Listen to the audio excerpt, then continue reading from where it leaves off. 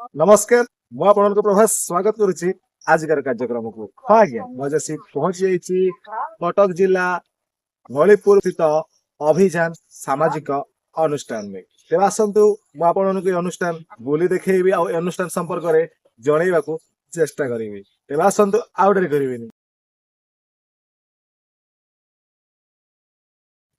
ଅଭିଯାନ ଶୁଣିବା ପାଇଁ ଏକ ନାମ ହୋଇପାରେ, ମାତ୍ର ଅନେକ ଯୁବକ ଯୁବତୀଙ୍କ ଜୀବନର ଅଭିଯାନକୁ ଆଗେଇ ନେବା ପାଇଁ ସର୍ବଦା ଛିଡ଼ା ହୋଇ ରହିଛି। ଏଇଠୁ ବାହାରି ଅନେକ ନିଜ ଜୀବନର ଅଭିଯାନକୁ ଆଗେଇ ନେଇ ସାରିଲେଣି। ଅଭିଯାନ ଯେଉଁଠି ସକାଳୁ ସକାଳୁ ଶୁଭେ ଈଶ୍ୱରଙ୍କ ପ୍ରାର୍ଥନା ସାଙ୍ଗକୁ ଈଶ୍ୱର ଆଲ୍ଲା ତେରେ ନାମ। ଏଇଠୁ ଅନେକ ଯୁବକ ଯୁବତୀ ଶିଖିଛନ୍ତି ସମାଜ ସେବା, ରୋଗୀ ସେବା, ପଶୁପକ୍ଷୀ, ମାନବ ସେବା, ପରିବେଶ ସୁରକ୍ଷାର କଥା। ଯୋଗ, ପ୍ରାଣାୟାମ, ନୃତ୍ୟ, ଗୀତ ଏମିତି ଅନେକ କିଛି। ଏଇଠାରୁ ଶିଖିଛନ୍ତି ରାଷ୍ଟ୍ର ନିର୍ମାଣର ମୂଳମନ୍ତ୍ର, ତାର ଅଭିଯାନ। ଅନେକ ଘାତ ପ୍ରତିଘାତ ଦେଇ ବାଲ୍ୟାବସ୍ଥାରୁ ଆଜି ଯୌବନ ଅବସ୍ଥାରେ ପଦାର୍ପଣ କରିଛି ସେ। ଯେଉଁଠି ଦିନେ ଖାଁ ଖାଁ ଲାଗୁଥିଲା, ଆଜି ସେଠି ହସର ଶବ୍ଦ ଶୁଭୁଛି। ଅନେକ ଯୁବକ ଯୁବତୀଙ୍କୁ ଦେଇପାରିଛି ସେ ରୋଜଗାର। ସେ ହେଉଛି ଅଭିଯାନ। କଟକ ଜିଲ୍ଲା ନଳିପୁର ପୁରୁଷୋତ୍ତମପୁର ସ୍ଥିତ ଅଭିଯାନ କ୍ୟାମ୍ପସ। ପ୍ରବେଶ କରୁ କରୁ ସମ୍ମୁଖରେ ଦେଖିବାକୁ ମିଳେ ବିଘ୍ନ ବିନାଶକ ପ୍ରଭୁ ଶ୍ରୀ ଗଣେଶଙ୍କୁ। ଠିକ୍ ତାଙ୍କରି ଦକ୍ଷିଣ ପାର୍ଶ୍ୱରେ ଏକ ନିମ୍ବ ବୃକ୍ଷ ମୂଳରେ ବିରାଜମାନ କରିଛନ୍ତି ମା ଅନ୍ନଦାତ୍ରୀ ଲକ୍ଷ୍ମୀ ଓ ତାଙ୍କ ସାଙ୍ଗକୁ ଶିବ ଓ ବୁଦ୍ଧ। ଠିକ୍ ତାଙ୍କରି ଦକ୍ଷିଣ ପାର୍ଶ୍ୱର ଅନତି ଦୂରରେ ଏକ ମଣ୍ଡପରେ ଦେଖିବାକୁ ମିଳେ ଜାତିର ପିତା ମହାତ୍ମା ଗାନ୍ଧୀ ଓ ଉତ୍କଳମଣି ଗୋପବନ୍ଧୁ ଦାସଙ୍କୁ। ତାଙ୍କ ନିକଟକୁ ଲାଗି କାର୍ଯ୍ୟାଳୟ ଗୃହ ଓ ପିଲାଙ୍କ ରହିବା କକ୍ଷ।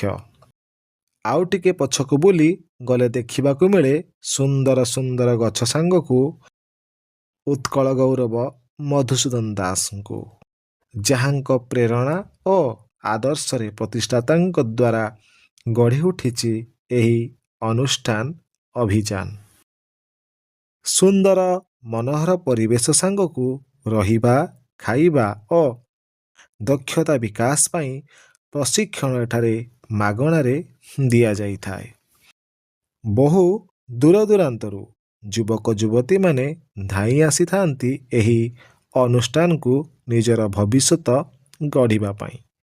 ଆଉ ଉନ୍ନତମାନର ପ୍ରଶିକ୍ଷଣ ନେଇ ନିଜ ରାଜ୍ୟ ତଥା ଅନ୍ୟ ରାଜ୍ୟରେ ରୋଜଗାର କରିବାରେ ସକ୍ଷମ ହୋଇଥାନ୍ତି ଏହି ଅନୁଷ୍ଠାନର ଯୁବକ ଯୁବତୀମାନେ।